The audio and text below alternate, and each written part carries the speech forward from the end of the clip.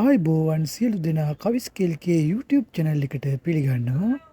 මීට සුළු මොහොතකට පෙර ජනප්‍රිය ගායන ශිල්පී සාන් පුතා අත්අඩංගුවටගෙන තිබෙනවා. දැන් අපි පුවත වෙත යමු වෙලා බලමු. ජනප්‍රිය ගායන ශිල්පී සාන් පුතා නැමැත්තා මිලිමීටර් 9 වර්ගයේ ගිනි අවියා සමග අද අත්අඩංගුවටගෙන තිබෙන බවයි හෝමාගම පොලිස් මූලස්ථානය පවසන්නේ. ඔහු අත්අඩංගුවටගෙන ඇත්තේ මීගොඩ අරලිය උයන ප්‍රදේශයේදීය.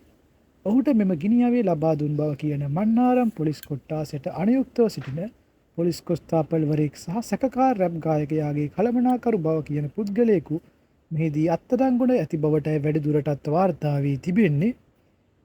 සැකකාර පොලිස් කොස්තාපල්වරයා මාතර කොටවිල පොලිස් ස්ථානයේ සේවය කරමින් සිටින කාලේ මෙම ගිනිඅවිය සොරාගෙන විත් මොහුට ලබා දී තිබෙනවා.